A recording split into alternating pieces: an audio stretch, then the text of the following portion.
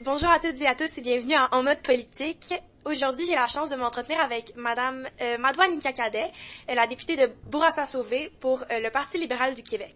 Donc, permettez-moi de vous la présenter. Elle est née en 1990 à Montréal et elle est depuis octobre 2022 députée de Bourassa-Sauvé à l'Assemblée nationale sous la bannière du Parti libéral du Québec, où elle occupe également le rôle de porte-parole en matière d'emploi, de travail, de langue française et pour la jeunesse. Elle détient un baccalauréat en droit et une maîtrise en administration des affaires de l'Université de Sherbrooke, ainsi qu'une maîtrise en politique publique de l'Université de Georgetown. Avant son élection, elle a travaillé comme analyste juridique pour la Banque mondiale, conseillère en politique au gouvernement fédéral canadien et associée en droit commercial chez Dentons. Engagée en politique depuis 2008, Madoua Nika Cadet a gravi les échelons au sein du Parti libéral du Québec. Elle est également reconnue pour son implication communautaire et sa passion pour les enjeux sociaux. Aujourd'hui, nous parlerons de son parcours personnel, des enjeux de Bourassa-Sauvé, de la langue française et de la jeunesse. Donc, bonjour. Bonjour, merci de m'accueillir en mode politique, c'est très généreux. Comment votre expérience internationale, notamment à la Banque mondiale, a eu un impact sur votre parcours politique au Québec, en particulier pour Montréal-Nord?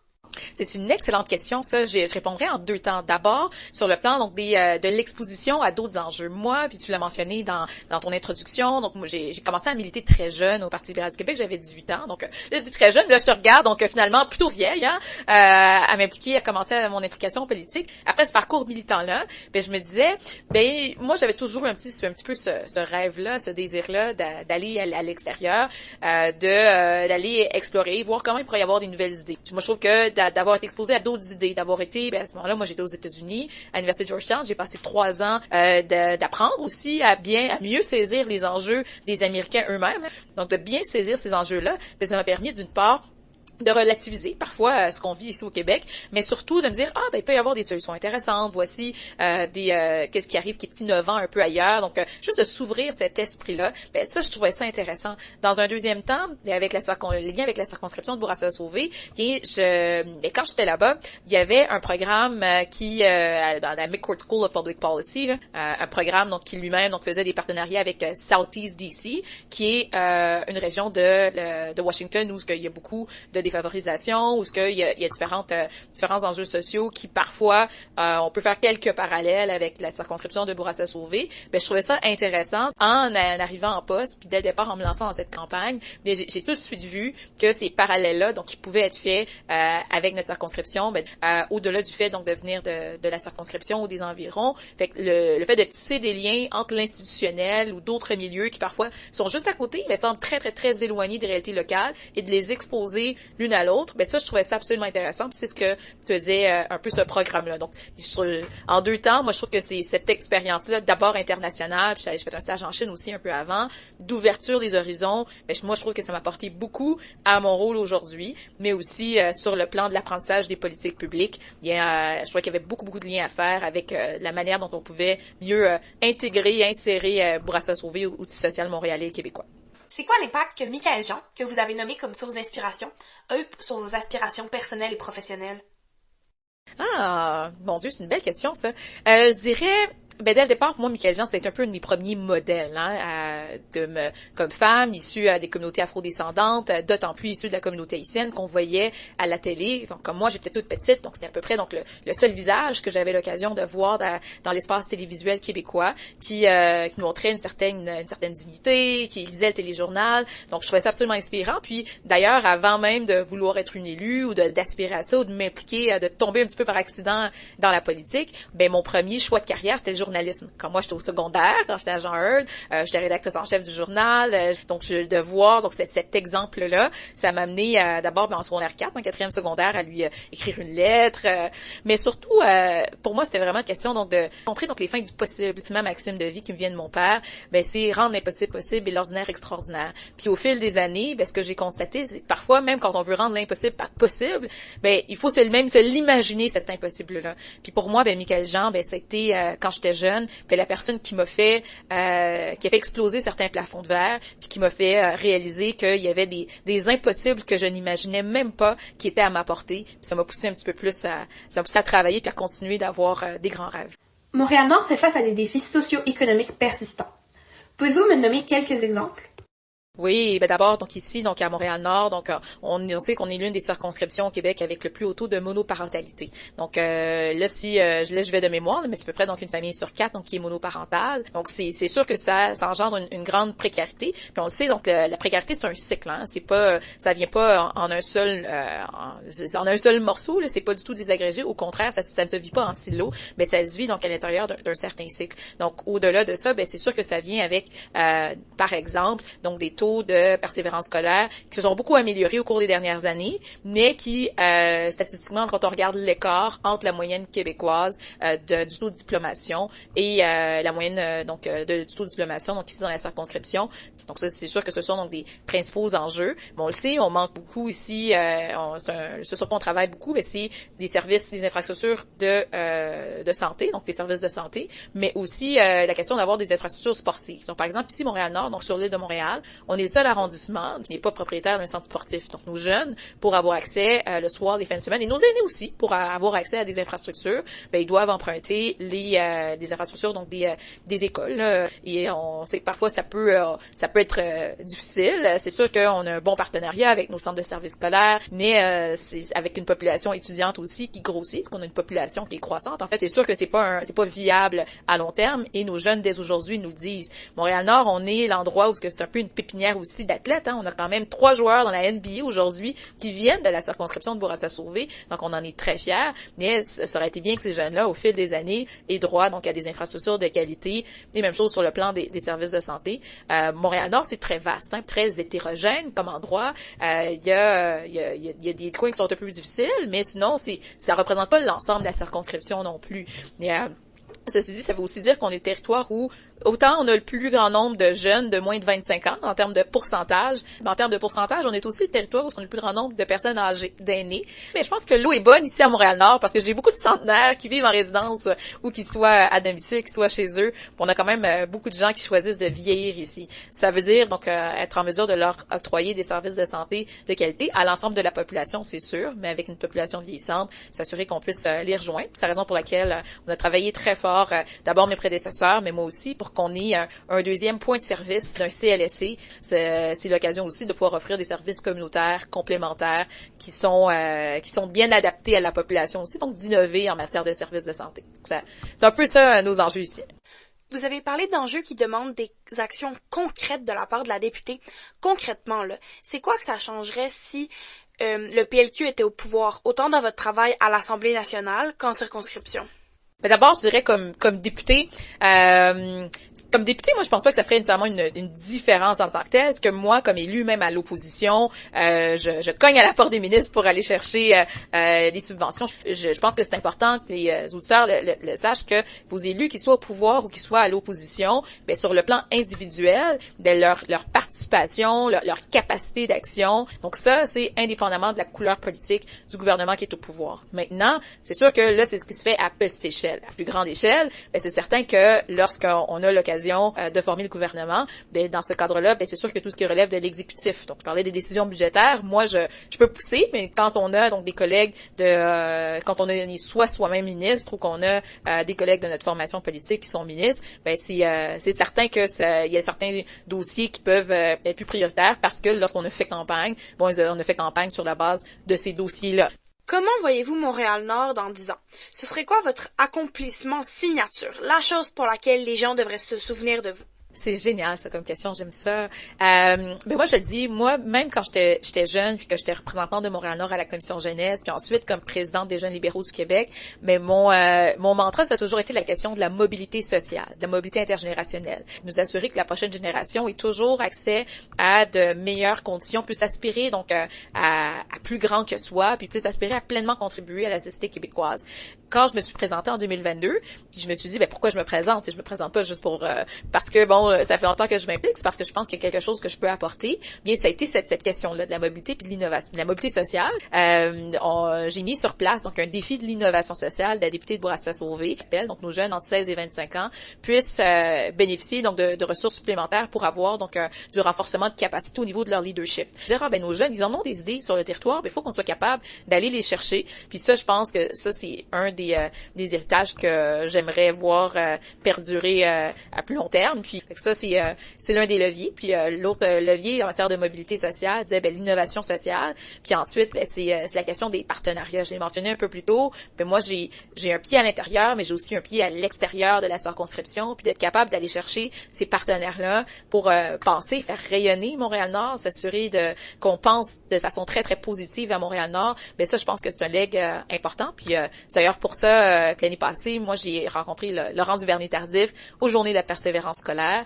C'est officiel, donc on va avoir... en fait, on l'a déjà, c'est pas mal là maintenant. Donc la Fondation Laurent Duvernay-Tardif qui est ici, qui offre son programme la 6e période dans 4 de nos écoles, qui va l'offrir dans 4 de nos écoles à Montréal-Nord. Donc c'est un peu comme ça qu'on fait des maillages. Fait que moi, j'ai envie d'être l'élu qui aura favorisé ces maillages-là, qui aura favorisé l'innovation sociale chez nos jeunes, puis que ce sera assuré qu'on pense de façon extrêmement positive à Montréal.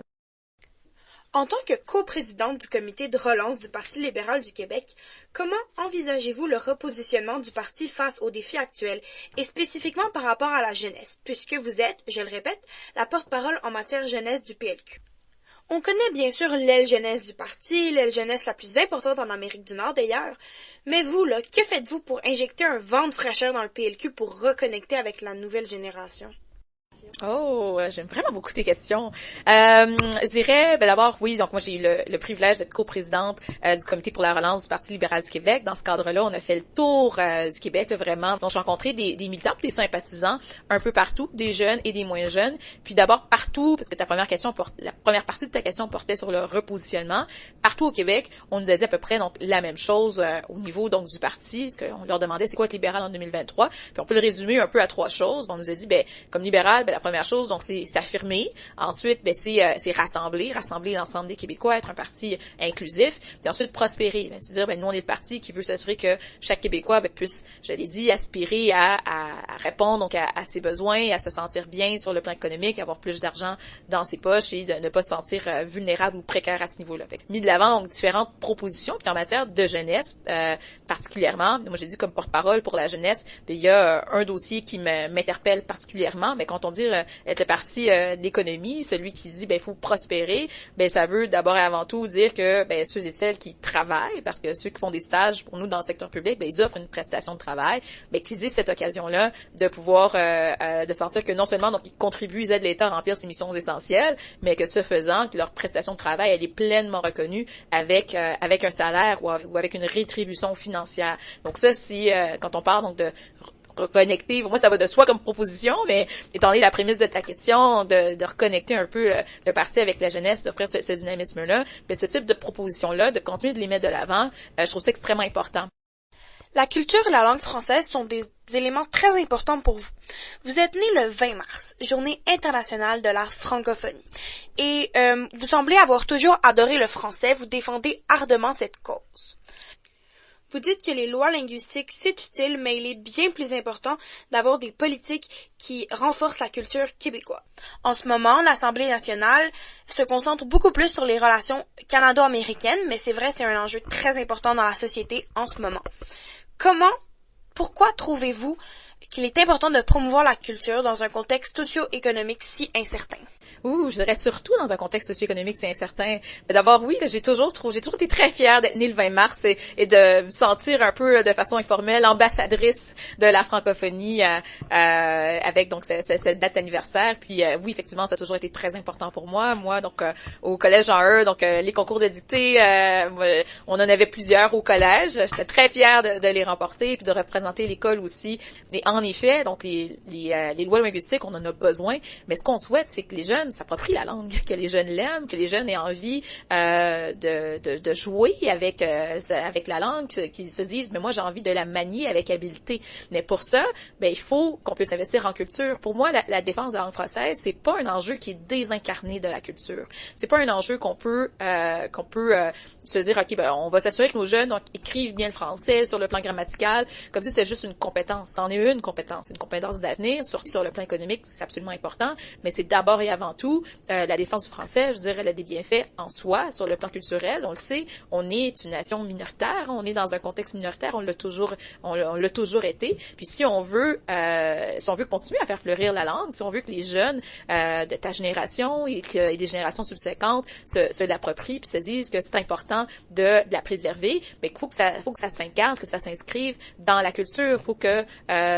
par exemple donc nos auteurs, que nos autrices, que nos jeunes même influenceurs aujourd'hui donc puissent se rendre dans les écoles, qu'on puisse voir que c'est possible d'avoir des grandes ambitions en français, parce qu'on sait les jeunes générations ont des très très grandes ambitions, des ambitions parfois planétaires, et ça c'est extraordinaire parce qu'au Québec, il n'y a aucune raison pour laquelle nos jeunes ne devraient pas pouvoir se voir aller sur la Lune comme n'importe quel jeune partout à travers le monde, mais il faut qu'on puisse se dire, c'est possible de faire ça en français, c'est possible donc d'amener cette francophonie-là, tant sur le plan individuel que sur le plan collectif. On le sait en ce moment, notre secteur culturel, donc il vit des grands défis, je lisais encore ça ce matin, donc à quel point donc on se pose des questions sur l'avenir, notre avenir télévisuel, notre avenir artistique de façon générale, bien ce qui a été notre force, ça a toujours été le fait que on est un écosystème culturel donc qui forme donc une économie, un segment de notre économie dans lequel des jeunes artistes peuvent s'épanouir et dans lequel donc ils peuvent dire OK moi j'ai envie donc de grandir dans cet écosystème-là parce que je sais que je vais être capable donc d'avoir une carrière, de vivre de mon art, de vivre de ma passion,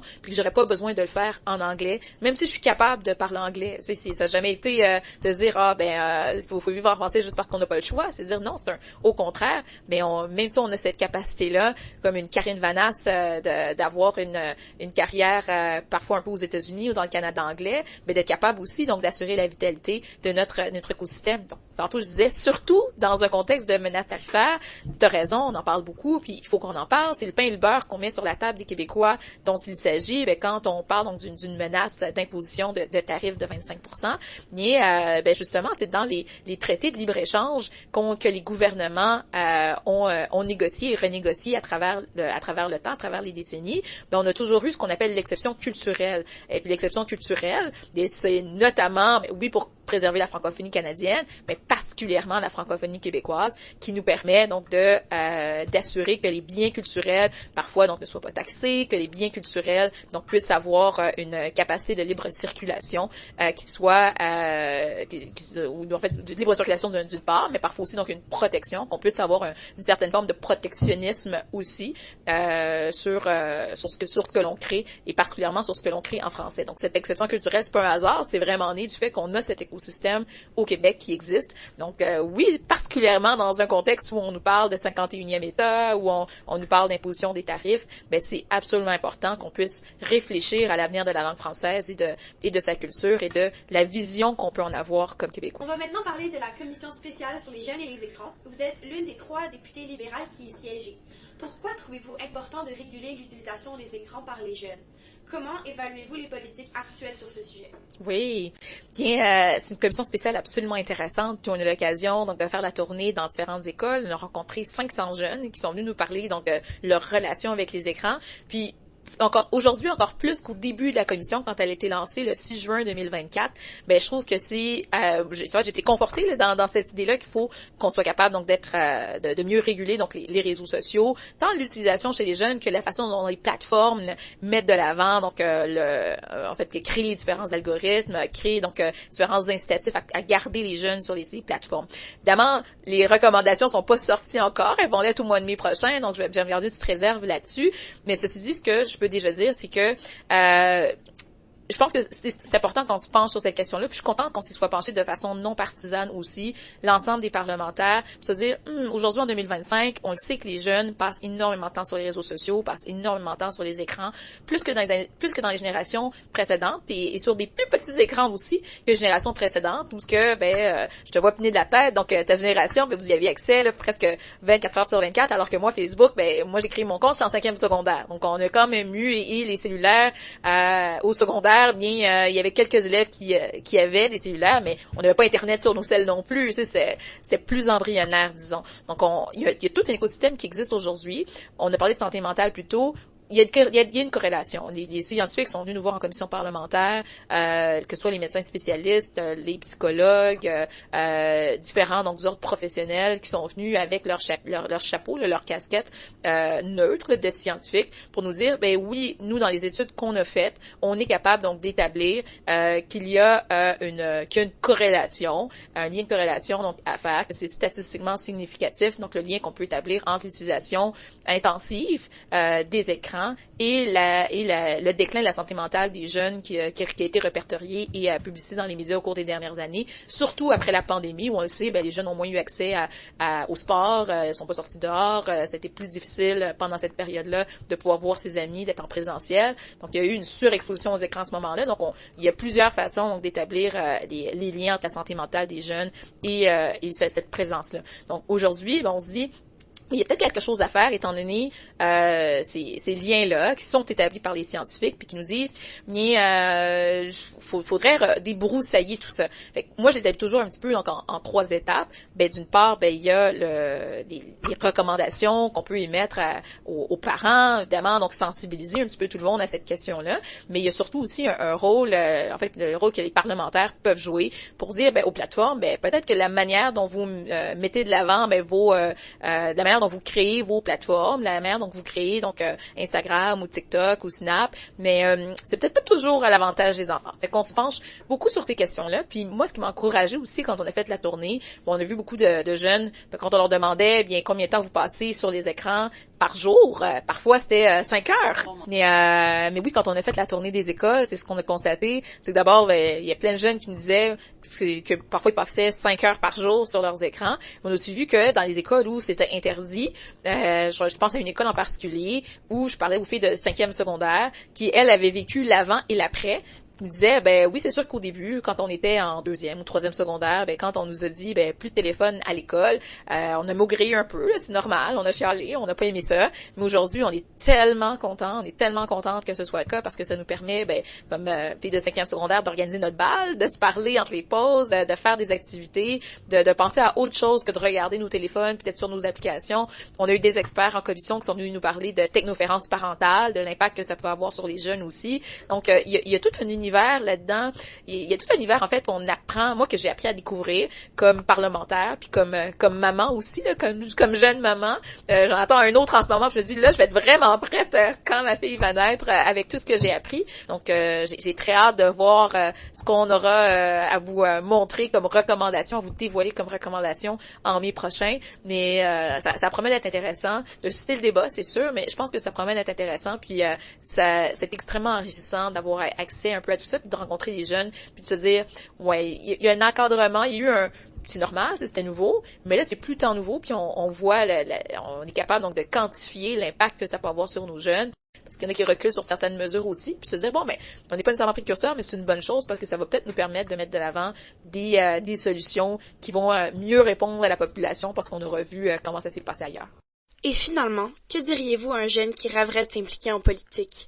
Je dirais un jeune qui rêve de s'impliquer en politique de commencer maintenant, qu'il est jamais trop tôt pour s'impliquer en politique parce que la politique appartient à tout le monde. Parfois, on a l'impression, de moins en moins, j'espère, mais on a l'impression que la politique, ben, tu sais, ça appartient à des personnes d'un certain âge, qui ont une certaine formation, puis c'est elles qui doivent s'occuper de la politique, mais au contraire, si je vais répéter l'adage, si on s'occupe pas de politique, la politique va s'occuper de nous. Puis comme jeune, ben bien souvent, moi comme porte-parole jeunesse, et je le souligne aussi, ben moins on est présent dans les mouvements, moins on est actif, ben plus les gens se disent bon, on est capable nous de s'occuper de jeunesse, ou au contraire, on s'en occupera pas de ces dossiers-là parce que c'est pas important, c'est pas ça les vraies priorités des Québécois. Mais au contraire, ben, quand on a des jeunes qui sont là, qui sont actifs, qui sont capables de mettre de l'avant leurs propres solutions, c'est extrêmement enrichissant pour l'appareil politique parce que il y a pas un seul élu qui va vous dire qu'il fait pas de la politique pour ses enfants, pour ses petits-enfants, pour les prochaines générations. Tout le monde, lorsqu'ils s'impliquent en politique, ben, ou qui deviennent des élus, le disent. Ben, moi là, j'ai envie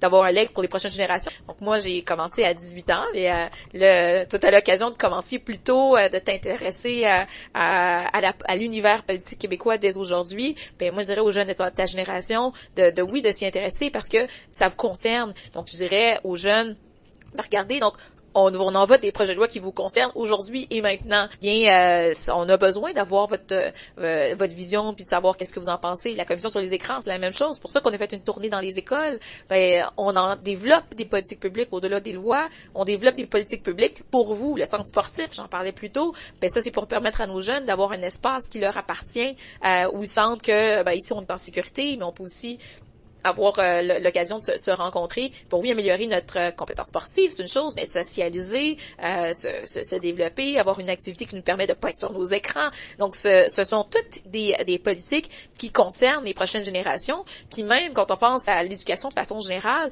tu sais, j'avais des discussions avec mes jeunes du défi d'innovation sociale cette semaine qui disaient ben on consulte pas assez les jeunes sur comment prévenir le décrochage scolaire, est-ce qu'on fait plein de mesures, des projets pédagogiques particuliers, mais nous aussi qu'est-ce qui nous accroche à l'école. Donc c'est hyper important de pouvoir engager des jeunes dans plein de dossiers de politique publique. J'ai même pas parlé de lutte au changement climatique ici, là. Donc ça ratisse très très très large l'implication l'importance des jeunes dans l'appareil politique, mais pour que ce soit pertinent, pour pas que les jeunes se disent, ben voyons, donc c'est tellement déconnecté, bon, on a besoin de cette implication-là. Donc n'importe quel jeune qui veut s'impliquer, je dis, donc, soit pas intimidé. On a la chance au Québec aussi d'avoir cette capacité-là de proximité avec nos élus. Moi, quand j'ai commencé à m'impliquer, c'est ce qui m'avait marqué le plus. À l'époque, il n'y avait pas de réseaux sociaux, donc un élu, c'était le monsieur, la madame à la télé, là, qu'on voyait au téléjournal à 18h ou à 22h, puis pas du tout entre les deux. Donc il y avait quelque chose de très très distinct, très séparé de ma vie. Aujourd'hui, ben les élus sont plus accessibles que jamais. Donc, ayez pas peur donc de cogner à leur porte, de participer à des simulations parlementaires, d'être impliqués dans vos écoles. Plusieurs de nos écoles ont des conseils scolaires, ont des instances qui permettent aux jeunes de se pratiquer un peu. Moi, j'ai été présidente de classe, moi, en 2e secondaire, en 4e secondaire. Je me suis présentée à la présidence de l'école en secondaire 5. Puis ça a été sans que je me dise qu'un jour je voulais faire ça, j'étais juste une fille impliquée, donc ça donnait comme ça faisait partie de moi. Mais plus tard, ben j'ai réalisé, ben finalement, ça a l'air bien complexe la politique, bien sérieux, mais c'est une extension de qu'est-ce qu'on a l'occasion de faire quand on est plus jeune. C'est une forme d'implication, c'est une implication directe dans sa société. Donc ayez pas peur, foncez, puis présentez-nous vos idées parce qu'on a vraiment vraiment besoin des jeunes. Merci beaucoup, Madame Cadet, d'avoir participé au balado. Je m'appelle Olivia Brousseau. C'était En mode politique. Et n'oubliez pas, on n'est jamais trop jeune pour s'engager. À l'animation et à la recherche, Olivia Brousseau. Technicienne de son, Héloïse Dacosta-Bigra. Musique, Marie-France Bureau. Et finalement, un grand merci à Elisabeth Brousseau et à Charles-Émile Lafrance pour leur aide précieuse lors de l'élaboration de mon projet.